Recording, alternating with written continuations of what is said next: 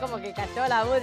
Bienvenidos a Mamás Felices. ¿Cómo están? Día martes, 19 de julio, Plena vacaciones de invierno con todos los chicos arriba de la cabeza. ¿Cómo andás, Pablito? ¿Y cómo quiere que ande? Vacaciones de invierno, niños por toda la ciudad, Por toda la invasión de niños Impresionante. en todas las ciudades de Latinoamérica donde hay vacaciones de invierno. Sí, aparte me encanta porque salen todos abrigaditos con las camperas, los gorros, Parecen las bufandas. equecos. 4 o 5 de la mano, así que bueno, a full en estas vacaciones de invierno, que por suerte es distinta a años anteriores con la pandemia. Podemos salir un poquito más, disfrutar, descansar, ir a los teatros, que están buenos y es importante Sí. toda ¿Ya la parte programó cultural. actividad con Joaquín? ¿Cómo? ¿Ya va a ir a llevarlo a Joaquín Sí, al teatro, al circo? Ya lo estoy llevando, aparte se viene el cumpleaños de Joaquín, así que bueno, organizando todo. ¿Y el suyo? Primero el de Joaquín y después es el mío, así que organizando todos los festejos correspondientes. Julio y agosto es muy a full.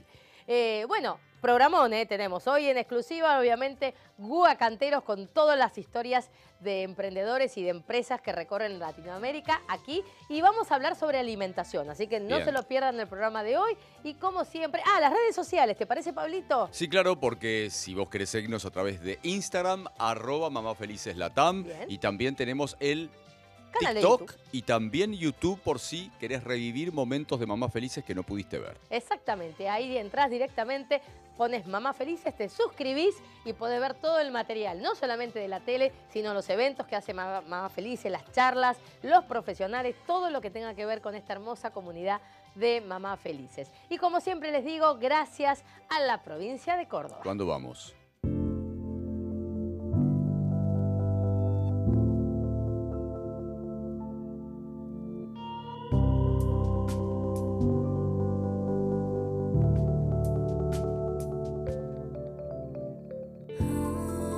Sabores a pleno. Este invierno, disfruta Córdoba a pleno. Agencia Córdoba Turismo, Gobierno de la provincia de Córdoba. Muy bien, y como dijimos, hablamos de alimentación. Y algo que me preocupa y me ocupa mucho en este tiempo, con el frío principalmente que hace en muchas localidades acá de Argentina, mucho frío, bajo cero, principalmente en las zonas donde hay mucha nieve, es la alimentación nutritiva para los niños. Bien. ¿Cómo podemos alimentar a nuestros chicos para que estén fuertes, para que coman bien, para que les guste además, pero que tengan un sistema inmunológico interesante? Fortalecido. Digamos. Totalmente. Bien. Y aparte, ¿qué tipo de alimentación tenemos que darle a nuestros niños para que, bueno, si se puede, no estén tanto resfriados, enfermos, con baja defensa? Así que de este tema vamos a hablar con Jessica Tatiana Ibáñez. Ella es nutricionista aquí en Argentina. Hola Jessica, bienvenida a Mamás Felices. ¿Cómo estás? ¿Qué tal? Buenos días, muchas gracias por la invitación, muy bien, gracias. Un placer. La verdad que un tema que siempre ocupa a las mamás cuando llega tanto el frío, las temperaturas bajo cero y bueno, una alimentación que obviamente intentamos de que sea siempre muy saludable, evitar las comidas chatarra, bueno, lo que siempre uno habla con especialistas como en este caso de nutrición, pero acá quiero agregar el tema de una alimentación nutritiva, algo como para que generar en ese cuerpito de ese niño que no sé si se puede evitar un resfrío, una gripe, toda la cuestión alérgica. ¿Qué nos podés recomendar, Jessica? Obvio, claro que sí, está todo completamente relacionado con la alimentación y en verdad llevar una alimentación sana desde los primeros años de vida nos asegura un futuro lejos de enfermedades, por lo menos nos ayuda a prevenir un montón de enfermedades. Recomendaciones básicas siempre desde ya es arrancar con 4 comidas al día, al menos en los chicos, ¿sí? Esta costumbre de repente que los chicos tienen a la mañana de despertarse, quizás plantear el no tener hambre, querer ir al colegio sin desayunar. Bueno, ya eso desde antemano, tratar de trabajarlo desde casa, dar siempre el ejemplo, ¿no? Es decir, si papá y mamá no desayunan en casa y obligamos de alguna manera a los chicos, es muy probable encontrar el rechazo por parte de ellos. Claro. La obligación a la alimentación nunca, jamás con los niños. Siempre ofrecerle alimentos variados y que ellos tengan la posibilidad de elegir. Pero digo, si nos sentamos todos a desayunar, si todos nos sentamos a merendar o a cenar, ya el ejemplo en casa está. Entonces ellos empiezan a entender desde las pequeñas edades, desde tempranas edades, que esas comidas se tienen que hacer y se convierten en una rutina. Ya el primer paso sería estas 4 comidas. Bien. Y después la variabilidad, ¿sí? Es decir, que los platos sean bien variados. Sé que hoy en día es súper difícil que de repente cocinar en casa por los tiempos modernos, ¿no? Que uno maneja.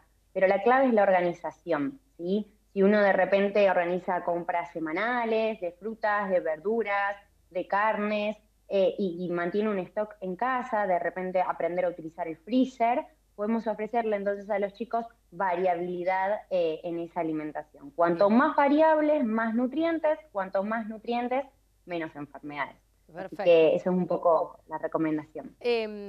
Siempre uno habla de la importancia, como vos decís, de lo variable en la alimentación. Uno habla de carne, por lo que genera el hierro, de pollo, de pescado. Uno habla de verduras. A veces pasa que los niños tan chiquitos por ahí la verdura la rechazan, no les gusta, y entonces ahí empezamos a buscarle alternativas. ¿Qué pasa con todo lo que tenga que ver con los jugos, con lo cítrico, con lo que uno puede dar también por todo lo que implica las vitaminas para los niños, ¿no? Sí, totalmente. Es normal el rechazo, eso siempre es un lindo mensaje para los papás, que sientan que no ocurre solamente en sus chicos, sino que es algo general. Uno tiene que continuar ofreciéndoles a los chicos los alimentos. Generalmente, después de haberlo visto 10 veces, ellos empiezan a familiarizarse, ¿sí? Y también empezar a encontrar distintas maneras de servirlos, ¿no? De presentarlos, porque la alimentación también ingresa por los 5 sentidos, digamos, ¿no? Entonces, no es lo mismo presentar de repente un coliflor que por ahí hacer un budincito de calabaza en donde ingresa por ahí el coliflor, y de alguna manera el paladar de ese chico empieza a acostumbrarse al sabor, sin siquiera verlo. Claro. Eso por un lado. En cuanto a los cítricos, sí, claramente, todas las frutas y las verduras son necesarias. Uno a veces se centra en los cítricos porque, bueno, están considerados como la fuente de vitamina C, pero la realidad es que existen un montón todas las frutas tienen vitamina C. Claro. Por ahí, sí, mi sugerencia es que la fruta que esté espaciada durante el día, y de repente no ofrecerle el juguito exprimido de naranja a los chicos, pero sí por ahí ofrecérsela cortadita en rodajas, en gajitos, en ensalada de fruta, ¿sí? Pero no el jugo, porque quizás en un jugo de frutas uno utiliza 1 o 2 naranjas y estamos desperdiciando todo lo que es la fibra, ¿sí? De ese alimento, que es re importante también. Claro. Entonces, y las frutas durante el día, ¿qué considerás? ¿Durante el mediodía, por ejemplo, y la noche? ¿O la tarde, por ejemplo, hoy que los chicos, por ejemplo, mi hijo que tiene 5 y que va a doble escolaridad en el jardín, yo le mando bastante fruta para la mañana y para la tarde. Digo bastante, por ahí una banana y una pera o una manzana y frutillas, ahora se le dio por la frutilla. ¿Está bien tener en el día, durante el día, 2 opciones de fruta? ¿Está bien? ¿Es mucho? ¿Es poco? No, está perfecto, está perfecto. La realidad es que entre 2 y 3 frutas al día en los chicos está muy bien. Obviamente siempre depende del requerimiento energético de cada chico, del gasto energético de cada chico y demás, pero entre 2 y 3 es la media más o menos de lo que tendrían que consumir. Y sí, espaciados a lo largo del día. ¿Y a qué me refiero con lo espaciado? Y que de repente uno dice, bueno, evitamos el almuerzo o evitamos la cena, comemos 2 frutitas y pasamos la comida. No, la fruta es un complemento al alimento, ¿sí? Uno tiene que realizar su almuerzo, realizar su cena y de repente servir una fruta como postre, una fruta como colación, ¿Y qué pasa la fruta en el desayuno, por ejemplo? En mi caso particular, mi hijo sí está acostumbrado a desayunar a la mañana, porque yo desayuno en mi casa a la mañana, todos desayunamos, y está muy acostumbrado antes de ir al jardín a tomar su leche, a comer su pan, si es con un poquito de queso. Bueno, ahora está con los dulces, tema que te voy a preguntar siguiente. ¿Le puedo poner ahí un platito de alguna fruta a la mañana o eso es mejor para lo que es un almuerzo o una cena? No, tranquilamente, lo podemos presentar en el desayuno, en la merienda, como postre, como colación. La fruta es amigo, así que está perfecto. ¿Qué pasa con los dulces? Porque la verdad, Jessica, cada vez los chicos llegan más dulceros, es decir, entre el jardín, entre lo que uno le dice no, por ahora no, espera un poco, es como que la ansia del dulce les llega, que se quieren comer todo, cuando ven algo se quieren devorar todo. ¿Cómo lo podemos reemplazar? Obviamente yo trato de que la fruta sea, porque de alguna manera tiene esa cosa dulzona, y bueno, pero no es lo mismo obviamente que un paquete de galletita, lógicamente. Obvio, totalmente. A ver, lo primero que tenemos que aprender es que justamente los sabores son sabores aprendidos, el sabor dulce y el sabor salado. Entonces, si uno de repente tiene la posibilidad, como bien planteabas recién, de retardar la aparición de estos sabores, de que aparezcan, de que ellos se empiezan a familiarizar con estos sabores, es lo ideal, ¿sí? Tratar de no ofrecerle a los chicos alimentos dulces y salados en las primeras edades. Ahora bien, después ocurre esto, ¿no? En los cumpleaños, en el colegio, tienen acceso a estos alimentos. Entonces, tratar de explicarles que los alimentos dulces son alimentos de consumo esporádico, ¿sí? Que uno no los tiene que incluir todos los días, sino que de vez en cuando, que es apenas una porción pequeña, ¿sí? Cada tanto que uno puede consumir. Y en casa, lo que sí yo sugiero mucho con mis pacientitos es de repente trabajar preparaciones dulces en las que ellos participen en esa preparación, entonces ya se empiezan a motivar para querer consumirlo, y nosotros, desde el otro lado, podamos regular qué alimentos tiene esa preparación. Un ejemplo, podemos hacer galletitas en casa, con chips de chocolate, de repente, medio familiarizado a las marcas comerciales, digo, pero los preparamos en casa, y eso le da un plus a los chicos de entusiasmo a la hora de consumirlo. Y por ahí eligen esas galletitas en lugar de elegir una galletita comercial. Y yo ahí sí regulo entonces la cantidad de azúcar que le voy agregando. Puedo endulzar con alimentos más naturales, como de repente la fruta, sin necesidad de agregarle o adicionarle algún endulzante más fuerte, como lo es un azúcar o un edulcorante. Perfecto, la verdad que es tan importante. Y una de las últimas preguntas habla de muchas veces de la leche, como el principal, lo principal que uno después, en el caso mío, que tuve una lactancia muy prolongada, después entramos en un proceso de la leche que sí que no. Ahora, ya casi con 5 años, volvió la leche, me pareció raro, pero hice tu consejo. Nunca dejé de ofrecerle leche. Es decir, él durante una etapa tomaba mate cocido porque se había enemistado con la leche, no quería la leche, y un buen día, de tanto que todos los días le iba a freír, ¿por qué no querés un poquito de leche? Y de repente volvió, dejó el mate cocido y volvió a la taza de leche. La leche, ¿hasta qué edad, digamos, que uno dice, bueno, si después ya esa leche es un té con leche o ya no es más leche y es, bueno, otras cosas que el niño pueda ingerir? ¿Cuál es la edad determinada? ¿4, 5 años, 6 años, 8? ¿Cuál es la edad para que ese niño por ahí ya no quiera consumir tanta leche como antes? En realidad no existe una edad exacta en la que uno debería dejar de consumir leche. Entonces acá me parece que está bueno transmitir tranquilidad a los papás que de repente los chicos descartan el consumo de leche, porque hoy en día existe infinidad de alimentos para lograr reemplazar los nutrientes que la leche aporta. Quizás años anteriores no, o quizás no se conocía tanto, no se divulgaba tanta información, pero digo, hoy en día hay un montón de reemplazos, entonces está bueno asesorarse y de repente si no tiene, el chico rechaza todo tipo de lácteo, trabajar con algún profesional la incorporación de otro tipo de alimentos que de repente pueden incluirle estos nutrientes. Hay un montón de semillas, de frutos secos y demás que pueden reemplazar tranquilamente el consumo de la leche.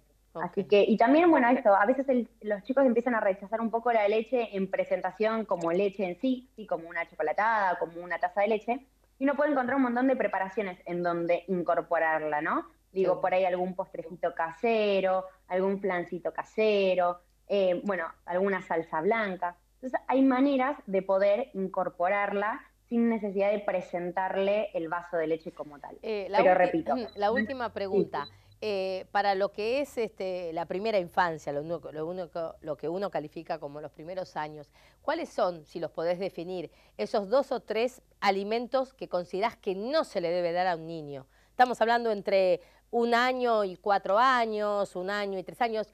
¿Cuáles son esos alimentos para la mamá, para el papá que nos está escuchando, que vos decís, sugerís, esto preferentemente no se lo demos a los niños, por lo menos en esta edad?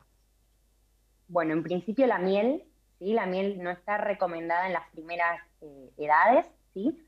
En segundo, todos los alimentos que sean con forma esférica, ¿sí? Y también cuando son bien chiquititos también, digo, a partir de los 6 meses que uno ya puede empezar a incorporarle alimentos, no trabajar los alimentos con forma esférica, es decir, de repente garbanzos, legumbres y demás, porque pueden producir asfixia, ¿sí? Si no, se pueden trabajar, pero siempre pisados. Okay. Eso es como los dos alimentos más ¿Y la miel hasta qué edad? importantes. ¿Hasta qué edad la miel? Porque la miel, en definitiva, es un alimento sano, o que puede ser contraproducente para un niño pequeño.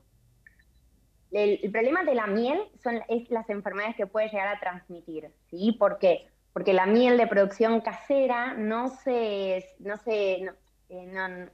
desarrolla ciertos procesos de la industria que nos garantiza a nosotros que no está transmitiendo un montón de enfermedades. Okay. Entonces, la miel siempre está sugerida después de los 3 o 5 años, ¿sí? Okay.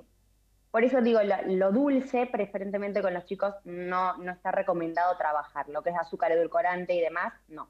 Y el tercer alimento justamente es el edulcorante. Claro. Los edulcorantes están completamente prohibidos para las primeras edades, hasta los 5 años. Mira. Recomendablemente no. Eso es por las guías. En la práctica, uno como profesional trata de el edulcorante directamente no presentárselo a los chicos y trabajar más alimentos naturales, endulzamientos naturales y demás. Pero ese sería el top 3 de los alimentos. Jessica, los mayores podemos estar tranquilos con el edulcorante, ¿verdad? Más o menos, no estaría tan segura. Sí, a ver, no hay ningún alimento que nos dé seguridad. Okay. Alimento, producto alimentario. Sí, lo que estaría bueno es regular las cantidades. Yo quiero aclararte que tengo una persona muy cercana que constantemente a todo lo que era café, té, bueno, todo lo que consumía a ese nivel le ponía edulcorante. Tuvo un tema de depresión y demás, fue a su médico, a nutricionista, y le sacó el edulcorante. Entonces, ahí hay algo, es decir, nadie lo cuenta, nadie lo dice, pero todo el mundo consume el edulcorante como que es lo que hace bien, porque no le pones el azúcar y entonces le pones edulcorante, claro, que se supone que es mejor, pero te doy un hecho concreto con alguien cercano, que era café, azúcar, no, edulcorante. Yo también. Y un té edulcorante, años y años y años. Y lo primero que le sacaron, devenido a una situación que tuvo con los análisis de análisis, es el edulcorante. Entonces, por eso es algo como que todavía no se habla mucho, Jessica, pero me parece que es un tema que en algún momento se va a tener que plantear. ¿Y cómo lo administramos, Jessica, que ibas a decirlo? Lo que se sugiere siempre es regular la cantidad. A mí me ha pasado en situaciones preguntar la cantidad de edulcorante que uno consume y uno no lleva el registro de la cantidad que consume en el día. Entonces lo que se sugiere es, al menos los primeros días, regular la cantidad, saber cuánto estoy consumiendo. Lo que pasa es que uno lo reemplaza, es decir, como a uno le gusta yo no tomo edulcorante, pero mucha gente, el 80%, el 90% de la gente que me rodea están con las cajas de edulcorante. Entonces consideran de que es mucho menos ofensivo o complicado que el azúcar. Entonces le ponen 1 o 2 sobrecitos de edulcorante y por ahí en el día, qué sé yo, 6 sobrecitos de edulcorante. Si toman 2 o 3 cafés, bueno, saca la cuenta. Si le pones 2 edulcorantes a cada café que tomás. Sí, totalmente, sucede eso. Lo que siempre se sugiere es bajar lentamente. Como dije al principio con los chicos, el sabor dulce es adquirido. Y lo que tienen los edulcorantes es que endulzan mucho más que el azúcar. Entonces uno empieza a consumir cada vez más, hasta que no se da cuenta, y ese umbral dulce está tan alto que el cuerpo empieza a necesitar dulce constantemente. La sugerencia es ir reduciendo progresivamente la cantidad de edulcorante hasta que ese paladar se reacostumbre a sentir el sabor de los alimentos como tal, ¿sí? Y no con el edulcorante encima. Okay. Cuando uno logra eso, el umbral dulce vuelve a reducirse y entonces esta necesidad de consumir cosas dulces se normaliza. Es decir, vos lo que estás planteando que de alguna manera el edulcorante te lleva a una adicción sobre el dulce. Exactamente, sí. A ver, cuanto yo más dulce consumo, más ganas de consumir dulce voy a tener. Lo que tiene edulcorante es que como endulza casi 100 veces más que el azúcar algunos, o uno no se da cuenta, pero en un sobrecito está generando un montón de ganas de seguir consumiendo dulce, que quizás lo que generaría una cucharadita de azúcar. Bien, entonces siempre la sugerencia es reducir el consumo progresivamente para que no sea de alto impacto, para que el cuerpo lo tolere, ¿sí? Que no le genere un rechazo, y una vez que logramos el consumo mínimo de dulce, ahí el cuerpo va a empezar a mejorar en un montón de aspectos. Pero es normal esto que vos comentás de repente que los profesionales le saquen el edulcorante. Sí, me sorprendió, porque la verdad que uno considera que el que toma edulcorante es porque le va a ser mejor Tiene una ventaja. Que una cucharada de azúcar, digamos. Entonces, yo tengo gente que hasta al mate le ponen edulcorante. Imagínate el mate, que vos te tomás 10, 15 mate. Si a cada mate que te serví le pones un poquito de edulcorante. Bueno, yo no le quiero contar a Jessica que le pongo 3 sobrecitos de edulcorante a el té. Y bueno, Danger. Para trabajarlo. Danger. Bueno, es un tema. Lo vamos a hablar en la próxima. No quería sacarte del tema de alimentación nutritiva para los niños, pero bueno, justo nos metimos con el edulcorante y es un tema que vamos a tratar. Y qué bien le va a quedar el living nuevo de Mamás Felices a Jessica. Te esperamos aquí, Jessica, en los estudios de Mamás Felices. Muchas gracias por este ratito. Muchas gracias.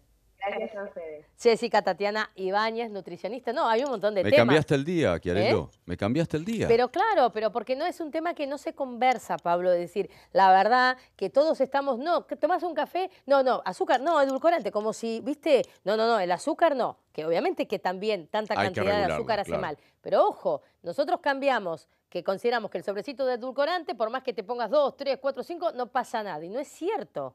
A eso voy, ¿entendés? Sí. Es decir, es tan complicado como el azúcar. Entonces, bueno, digo, yo conozco un montón de personas de que al mate, cada mate que toma... No le pongo azúcar, le pongo un poquito de edulcorante. Entonces, te tomaste un termo entero de mate, ¿cuánto edulcorante le pusiste a ese mate? Totalmente. Bueno. Para eso estamos Más Felices. Para instruir, para informar, sí, para eso estamos. Ahí estamos. Bueno, y como siempre, también para instruir y para informar, gracias a Estudio Fente.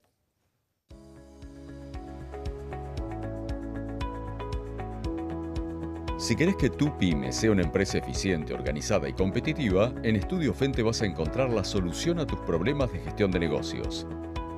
Estudio Fente, info@estudiofente.com, www.estudiofente.com, teléfono 54 911 6271 3627 de Argentina. Y como siempre, los mejores remises son Remises Avanti. Agencia de Remises Avanti. Autos al instante, traslado a aeropuertos, atención a empresas, el mejor servicio. Remises Avanti. Teléfono 011 4862 4004. Ciudad de Buenos Aires, Argentina. Y el momento de las cosas dulces que hablábamos recién, dulce, salado, pero con moderación, pan de vida. Pan de vida, así es, confitería boutique, horneando felicidad y buenos momentos, pastelería y panadería artesanal para todo tipo de eventos. Avenida Directorio 1156 Caballito, Ciudad de Buenos Aires, Argentina. Pan de vida para las almas ansiosas. Y presentamos Noticias en el Mundo.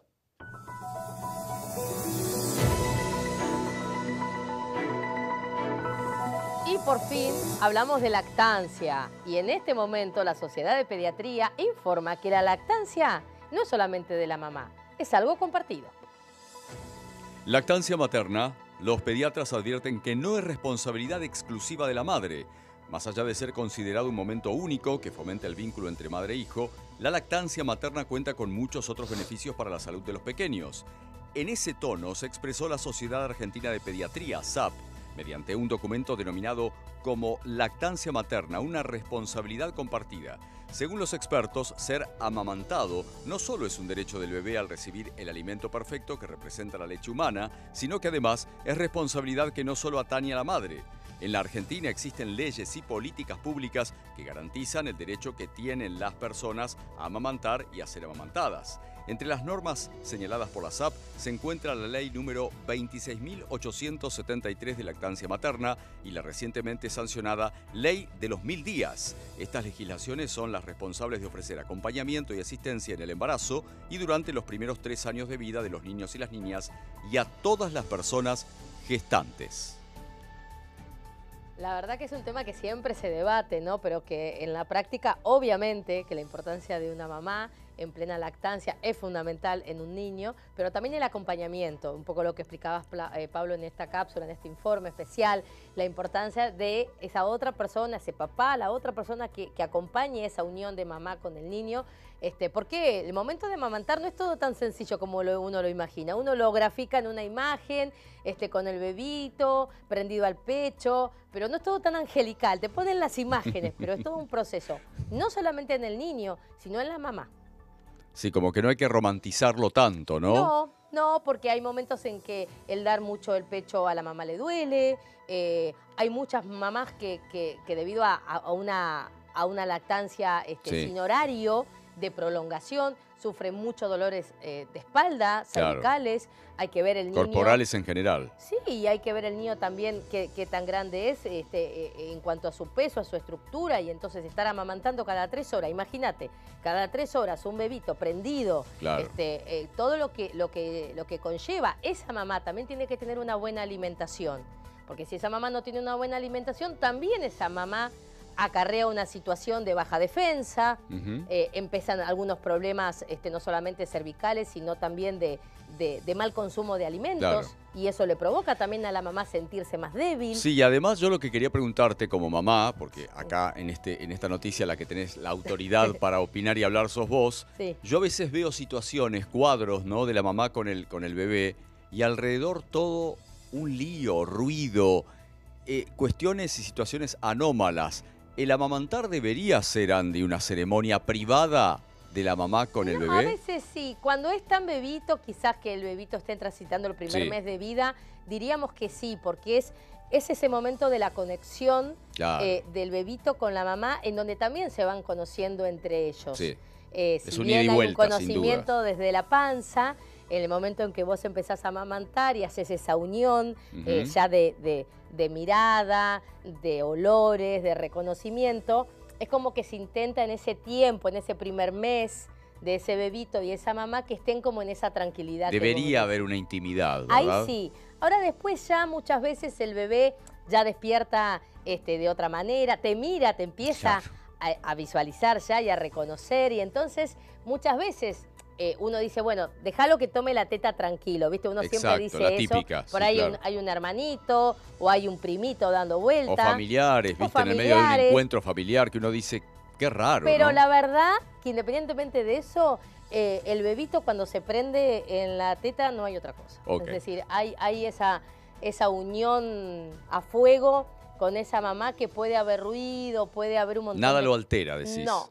Obviamente que por una tranquilidad y un clima como vos lo pensás, obviamente siempre conviene que el nene se alimente en un momento que no estén todos gritando, saltando. Yo soy medio obse con eso, ¿viste? Muchas veces a mis sobrinas les digo, ¿por qué no vas a un cuarto aparte? Sí, ¿no? Sí, pero qué sé yo, uno que se hace lo que se puede también. Ha transitado en el trabajo, a mí me ha pasado a amamantar en mi oficina, estando en una reunión, o en un bar porque justo Joaquín tenía hambre y entonces le dio un poco claro. Y bueno, y tenés los ruidos. Entonces, es un momento que si bien está bueno que sea más tranqui, claro. Esa conexión no lo interrumpe. Ok. Así que me encanta que pensemos en que la lactancia no es algo solamente de la mamá, sino es compartida. Muy bien. ¿Hay más noticias? Hay más noticias. Y Estados Unidos, las aerolíneas ya no van a poder cobrar, si es que lo cobraban, Pablo, un extra, si es que lo cobraban, un extra para que los niños no se sienten con los padres. Así es. El gobierno de los Estados Unidos no permitirá a las aerolíneas cobrar extra por sentar a los niños junto a sus padres, a sus familiares. El Departamento de Transporte de los Estados Unidos adelantó que las compañías tienen hasta noviembre para cambiar sus políticas de asientos familiares. A través de un comunicado instó a las aerolíneas a que les aseguren a los pasajeros que todos los menores de 13 años podrán viajar junto a sus padres o su adulto responsable sin que se les cobren tarifas adicionales por ello. La ley del año 2016 de la Administración Federal de la Aviación le daba potestad al departamento para revisar las políticas de asientos familiares de las empresas aéreas del país y modificarlas si lo considerara necesario. La advertencia llega luego de que la Agencia Gubernamental Reguladora del Transporte haya detectado el cuádruple Andy de quejas por parte de los consumidores durante abril en comparación con los niveles previos a la pandemia. Cada vez más las empresas aéreas cobran extra por los asientos deseables para aumentar sus ingresos por la misma cantidad de pasajeros. Y esto empezó mucho con la pandemia, ¿no? Digo, fue como la gran situación de decir, bueno, además de los adultos, en los niños cobramos ese extra de asiento. Claro. Entonces ahora, bueno, desde Estados Unidos, viendo las quejas que hay de muchos pasajeros de aerolíneas que dicen, viste, hay niños que van directamente en la falda de mamá o de papá. En muchos viajes, en muchas ocasiones, claro. Claro, entonces, ¿por qué uno tiene que pagar como si fuera un asiento más, cuando en realidad no lo ocupa? Así que está bien empezar a volver un poquito, ¿no?, a ciertas cosas de antes de la pandemia, que la verdad que no corresponde de que sea abonado. Así que Estados Unidos, en este caso las empresas de allá, están poniendo mucho la lupa en esta situación. Por ahí es una acotación tonta, ¿no? Pero cómo la pandemia modificó todo, absolutamente todo, en lo social, en lo económico, absolutamente todo modificado por la pandemia, inclusive estos temas de índole aéreo, ¿no? Sí, y aparte ahora estamos en un momento en donde acá en Argentina y en otros países hay unas vacaciones de invierno y está todo agotado y pasajes que están sobrevaluados, sobreprecio y lo que quieras. Parece que fueron las últimas vacaciones del mundo. Bueno, obviamente hay una gran demanda, Pablo. Hace 2 años prácticamente que el mundo viaja muy poco, muy poco. Sí. Y creo que este es el primer año donde creo que todos tienen la cabeza en un viaje. Antes no pasaba. Sí, y bueno, las empresas se agarran de esa situación y un pasaje que por ahí debe costarte lo normal, te cobran exorbitante el valor. Totalmente. Y está bueno, por otro lado, que en Latinoamérica, en nuestro continente, se empiece a reactivar justamente el tema turismo, Andy, porque es una industria que da, ¿no? Da mucho trabajo, origina trabajo calificado, por supuesto, y también, bueno, reactiva, ¿no es cierto?, todo un sistema que le hace muy bien a nuestro continente y al mundo. Sí, pero tratemos de usar lo que es la defensa del consumidor, ¿no? Porque en definitiva es importante. ¿Vos querés que te cuente?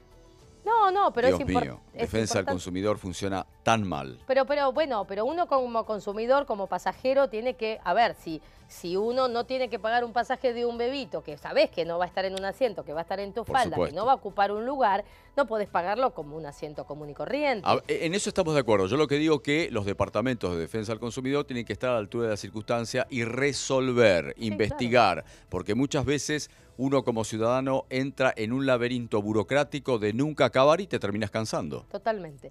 Estas fueron entonces las noticias en el mundo.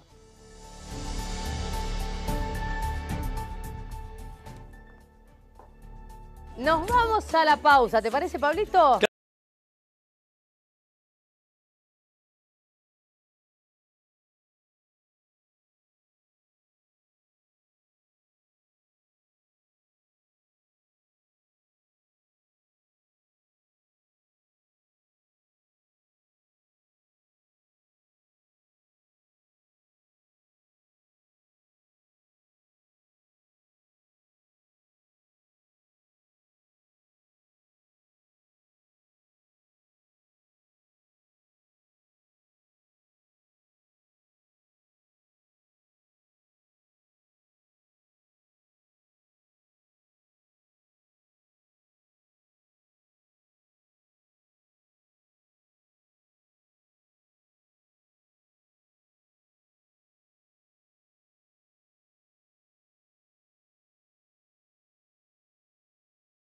Siempre les recomiendo adelgazaronline.com desde Uruguay para toda Latinoamérica. Miren estas imágenes, el doctor Elbaum, médico cirujano, estético, esteticista, que recorre Latinoamérica. Bajás de peso de manera online, no tenés que visitarlo en algún lugar, ni sacar un turno, ir presencial, nada. Todos son encuentros online, www.adelgazaronline.com. Adelgazaronline.com. Hay médicos, psicólogos, nutricionistas, especialistas. ¿Querés bajar ya de peso? Llama ya a estos teléfonos desde cualquier lugar del mundo. Estás en Paraguay, en Chile, en Argentina, en Uruguay, en donde quieras. Ahí está el doctor Elbaum con todo su equipo, sus especialistas. Vamos a tenerlo al doctor seguramente en cualquier momento hablando con nosotros. Tiene los mejores planes para adelgazar ya, y no volvés a subir de peso. Adelgazaronline.com. Exactamente, ahí los esperamos. Y como también los esperamos acá, porque este segmento, como siempre, está auspiciado por... A ver...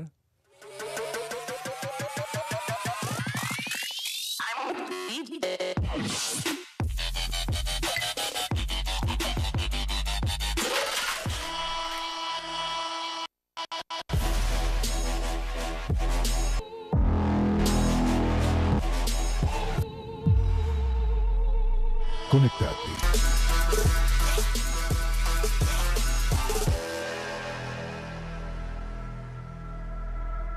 Sí, señor Guga Cantera. Hola, Guga. ¿Cómo estás resucitado?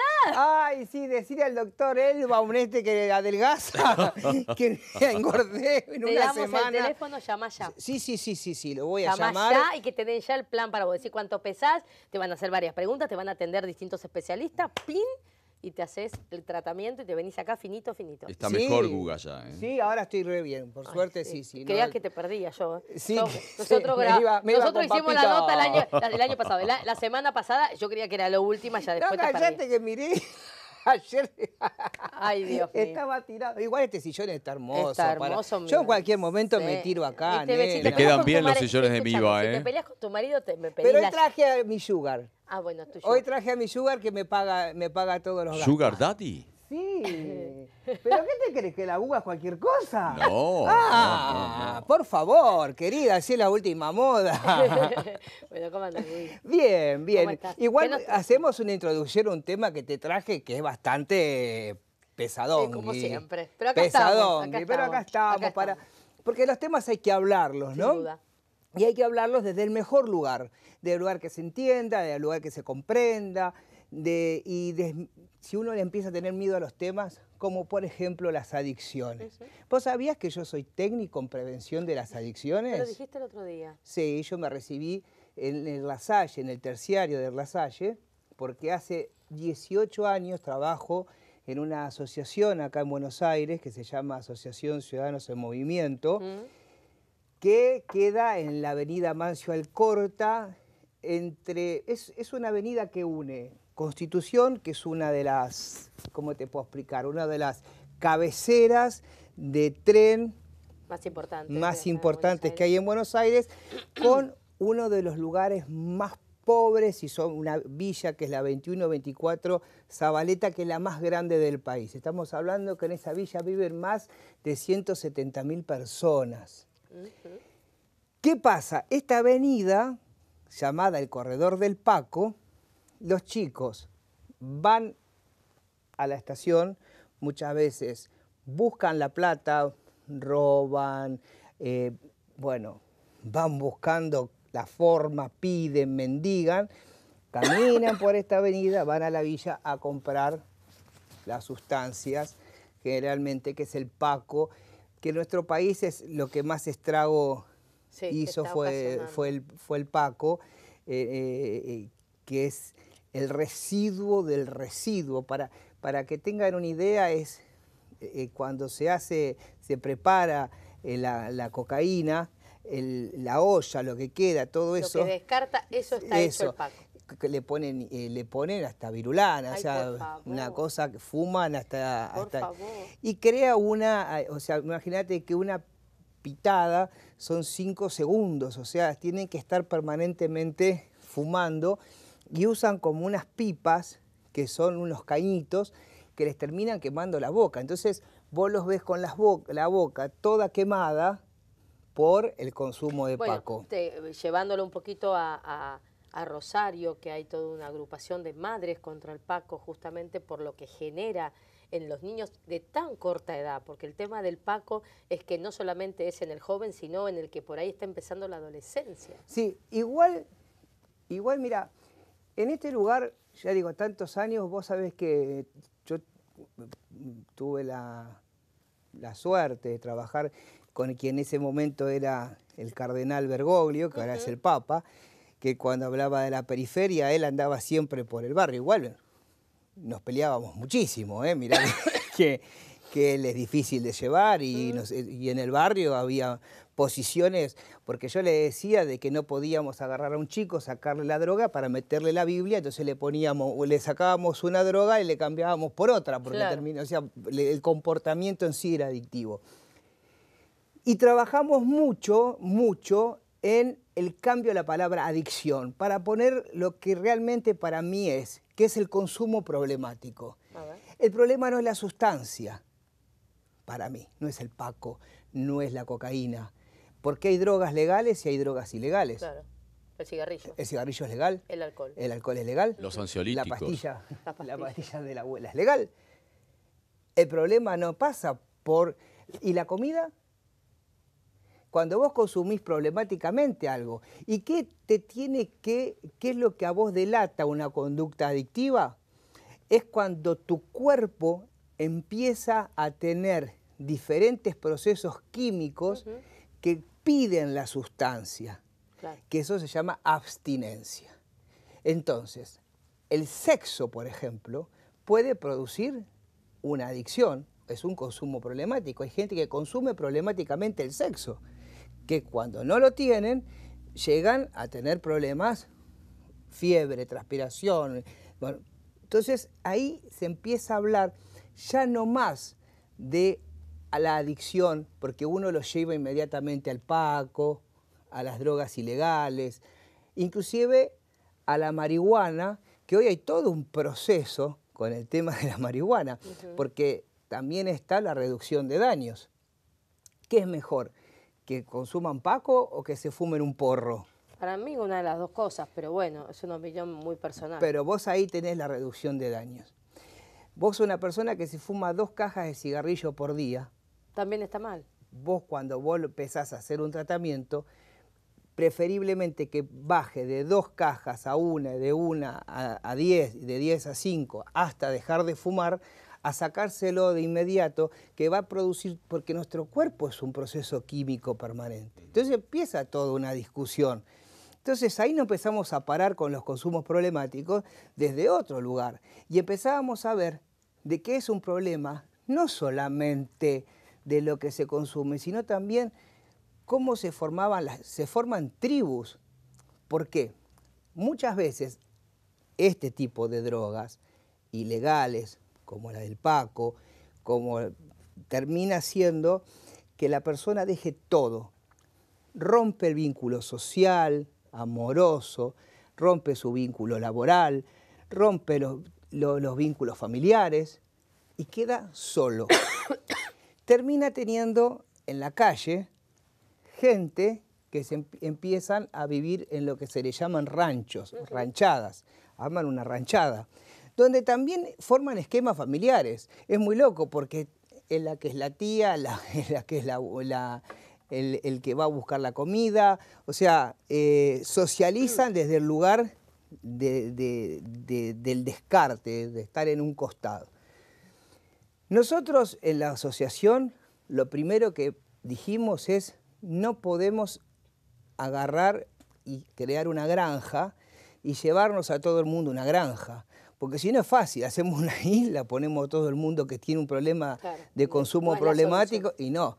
¿Por qué? Porque el tranza va a seguir estando, el barrio va a seguir estando, Constitución va a seguir estando. ¿Vos creés que toda esa situación que vos conocés muy de cerca, justamente porque lo detallaste muy bien, y porque mucho tiene que ver con los barrios muy marginados, los barrios con mucha carencia, la base de que un niño que comienza recién su edad de relacionarse y de vincularse y donde posiblemente comience a frecuentar este tipo de situaciones, ¿dónde está la primer falencia? En la casa, en la educación, en la falta de una educación relacionada a lo que está bien y a lo que está mal. ¿Por qué ese niño? No te hablo del que ya avanzó en la situación, porque el que ya avanzó en la situación y ya consume y ya se droga y ya entra en una adicción, ya estamos en otro camino. Lo que a mí muchas veces me inquieta es cómo prevenís a ese niño o a esa niña que todavía no arrancó en ese proceso, que es probable que arranque por su contexto, por su lugar donde vive, por su familia, porque por ahí tiene mamá, no tiene papá, o está sola todo el día y empiezan las cuestiones de los entornos, porque no hay quien le dice que esto está mal y esto está bien. Y en la crianza, vos que tenés un chico que ya es adolescente, pero que ha sido parte importante de la crianza de un niño, uno tiene que decirle lo que está bien y lo que está mal. Lo que uno tiene, lo que yo siempre digo, que en el tema de los consumos problemáticos es muy importante los hábitos saludables. Porque si vos tenés un chico de 8 años y estás sentado en tu casa y le decís, andame a buscar un paquete de cigarrillo al kiosco de la esquina, decile a doña doña Teresa, que te mande el paquete de cigarrillo. Vos estás naturalizando, le estás naturalizando la conducta de la compra de ese cigarrillo. Y si vos en tu casa fumás y el niño empieza desde chico a ir a comprar el cigarrillo de los padres, que viene con el vuelto y con el cigarrillo, seguramente es un chico que va a fumar. Si vos agarrás a un chico y le decís, andá a buscar una cerveza, en vez de parar, pues si vos querés tomar cerveza, te parás vos, te vas a buscar la cerveza y volvés. Ahora vos agarrás al niño y le decís, andá a buscar una cerveza al almacén. Esto pasa en los barrios, ¿no? Sí, sí. En los barrios. Andá a buscar la cerveza. Entonces vos estás naturalizando que el chico vaya a buscar la cerveza. Y después no te espantes si a los 18 años se va a buscar el alcohol o toma alcohol y después me agarro la cabeza. O sea, los hábitos en la crianza es muy importante a la hora de la prevención de las adicciones o los consumos problemáticos.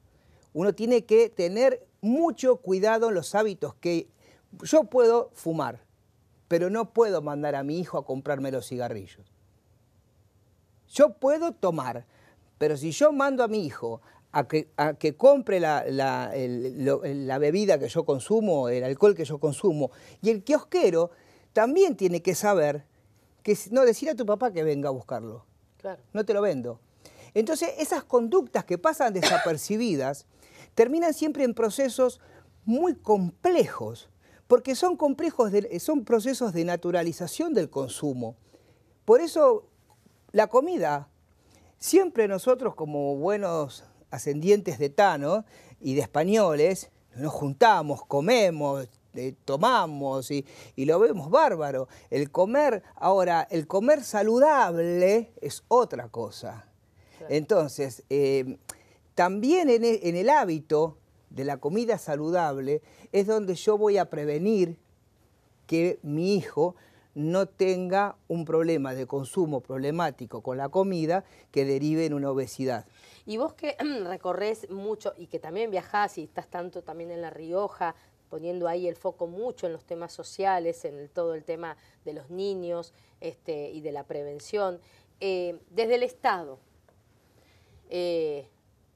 ¿dónde estamos parados? Porque, a ver, uno siempre, el otro día escuchaba y escucho mucho a la mamá de Chano, con todo lo que tiene que ver con este cambio de la ley de salud mental, de no tomar al enfermo con ese voz y voto, porque el que está enfermo y obviamente te va a decir está todo bien y no, está todo mal. Entonces, como Estado, como sociedad, como gobierno, como país, ¿dónde deberíamos pararnos para que estas situaciones de lo que pasa en los barrios carenciados, en los lugares más humildes, que en definitiva es donde está el foco? Es donde está el foco. Yo no sé si dónde está el foco, porque a mí me ha pasado de tratar, como técnico, he tratado chicos que son por ejemplo, en todos lados. Hijos de jugadores de fútbol. Okay. Nosotros tenemos en Argentina hay tres leyes que son, para mí, hoy hay que verlas muy de cerca. Una es la ley de estupefacientes, ¿no? La 23737. Es una ley creada en los años 90, Consenso de Washington, donde dijeron, che, ¿qué hacemos con esto? Porque, y bueno, vamos a empezar a decir que todo es ilegal. Es ilegal la distribución, es ilegal el narcotráfico y es ilegal también es un delincuente el que consume, entonces son todos delincuentes. Esa fue la primera ley que tuvimos, ¿bien? Todos delincuentes. De aquel que planta, el que comercializa, distribuye y el que consume. Que el que consume es el último de la cadena. Claro. Y vos lo estás tratando de delincuente. Sí. ¿Está? Bien. Entonces dijeron un día, che, no, el último de la cadena no puede ser delincuente. Entonces Argentina se para en una posición y dice, no, vamos a hacer una ley que fue la ley de salud mental, donde el artículo 4 de la ley de salud mental dice, las adicciones son una problemática de salud mental y tienen que ser tratadas como tal, dentro del marco de la presente ley. O sea que cambia de un modelo ético-jurídico a un modelo sanitarista, el consumidor. Pase de ser un delincuente a ser un enfermo. Ahora, ser un enfermo en el marco de una ley en el cual es muy complejo, porque la esquizofrenia, los hospitales monovalentes y todo lo que trae la locura en sí como sociedad. La locura siempre la pusimos abajo de la alfombra, sí, claro, en todas nuestras sociedades. A veces habían piecitas en el fondo que vivía un tío, era un tío que estaba, era el tío loco, había que poner, la locura se tapaba, ¿no? O si no, al manicomio. Total. Tal es así que en Buenos Aires nosotros tenemos, por ejemplo, en el barrio de Barracas, tenemos el Moyano, el Hospital El Borda, después está el de niños, niñas y adolescentes también de salud mental. O sea, la locura la pusimos en un solo lugar. Entonces mandamos a las mujeres al Moyano, a los hombres al Borda, a los niños, y ahí tenemos todos los hospitales de salud mental. Hubo lo que se intentaba, y no está mal como espíritu, era sacar el manicomio como forma de abordaje al consumo problemático o a la adicción. ¿Por qué? Porque había gente que la metían adentro de un manicomio y moría dentro de un manicomio. Claro, claro. Entonces, la intención no era mala. Pero lo que pasa es que pusieron en el artículo 4 de la Ley de Salud Mental que las adicciones eran parte de eso. Entonces, ¿qué es lo que me parece a mí? Primero que hay que modificar urgentemente esa ley que es de los años 90, que es la ley de estupefacientes, porque, por ejemplo, vos sabías que hoy en Argentina no es delito si te encuentran con un porro, sí, pero no es delito, no es porque la ley diga que no es delito, sino porque hubo un fallo que se llama el fallo Arola. Que sentó un precedente. Que sentó un precedente que dice, bueno, si tenés un porro, no es un delito. Pero yo he ido a casa de señores jueces donde están fumando sus hijos porro y el juez está aplaudiendo con los pies. Entonces, ¿de qué hablamos?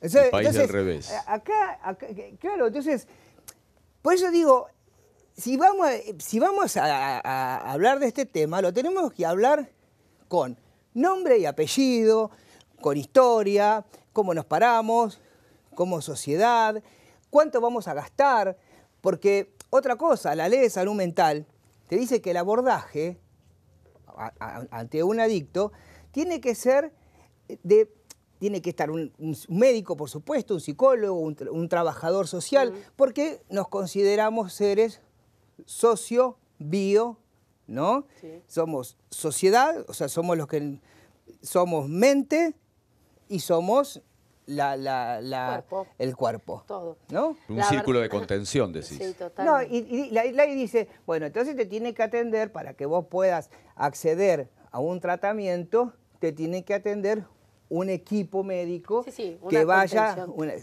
Y no existe. Un interdisciplinario, como le dicen. Vos vas, pasamos de tener... Nosotros tenemos un hospital de referencia, sí, que ahora se llama Laura Bonaparte, sí, que antiguamente era el Senareso, que era Centro Nacional de Rehabilitación Social. Con Miroli en los 90 y sus dibujos animados, ¿no? Contra la prevención. Claro. Y ahí, ¿quién te atendía? Vos llegabas, querías salir, vos querías dejar de drogarte, querías dejar el alcohol, te atendía un policía. Entonces después dijeron, no, bueno, con la ley de salud mental hicieron un cambio. Ahora lo que pasa es que vos tenés el hospital, las provincias no acceden a eso. No acceden a la capacitación. Hay toda una política igual, hay toda una política sanitaria en donde se incluye el tema de cómo uno cuida al adicto o qué uno puede hacer por esa persona, que es un vacío. Hace agua. Es un vacío por más leyes que vos me nombres 400 leyes. Lo que pasa es que ninguna ley te modifica... En la práctica, en la realidad... No, mira, ninguna ley te modifica una conducta humana. Ninguna ley te modifica una conducta humana. Las leyes tienen que estar acorde para una mamá. Hoy no le sirve la ley de salud mental. Para cerrar, porque ya nos tenemos que ir. Para una mamá, para un papá, que uno no es médico y que uno se tropieza con la realidad de su hijo, claro, que está en un callejón sin salida. Acá estuvo la mamá de Chano en este que video. lo ve caerse y morirse cada día. Es decir, uno lo habla, vos sos papá, Uga, sabés lo que te quiero decir. A nosotros no nos importa si el Estado, si el hospital es allá o más allá o el día a día. Digo, ¿cómo vos, desde tu lugar como mamá, como papá, podés darle herramientas a ese chico que ya está muchas veces perdido y que se le va la vida en esa historia? Sí, pero se le va la vida. ¿sabés lo que pasa Entonces también? no hay tiempo de tanta burocracia ni de tanta Y cosa. que la pregunta ahí es si está. puede decidir, Guga. Bueno, pero yo lo que estoy ¿Puede diciendo es decidir que esa ya no persona? sirve, o sea, yo digo que la ley, que esta que fue sancionada hace 10 años, ya no sirve, por lo menos Está en bien, nuestro pero país. no avanzamos más, Pero Guga. también, muchas veces, muchos padres vienen, lloran, gritan, y son los causantes de lo que le está pasando a los hijos. Entonces, ¿qué pasa? El tratamiento tiene que ser integral. Por supuesto. Y muchas veces la cadena, y esto es un mensaje de 18 años de experiencia, Sí. haber contraído la tuberculosis trabajando con los pibes. Muchas veces la cadena no la rompe el chico o el joven adicto, sino muchas veces el padre o la madre que sin ser adicto lo transformó en eso que tanto se queja. Ok.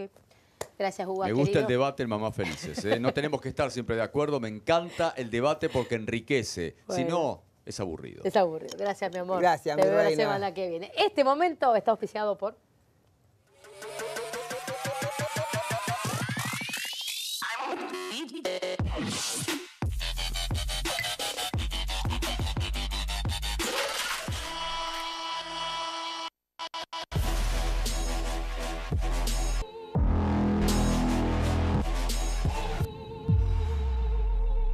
Conectate.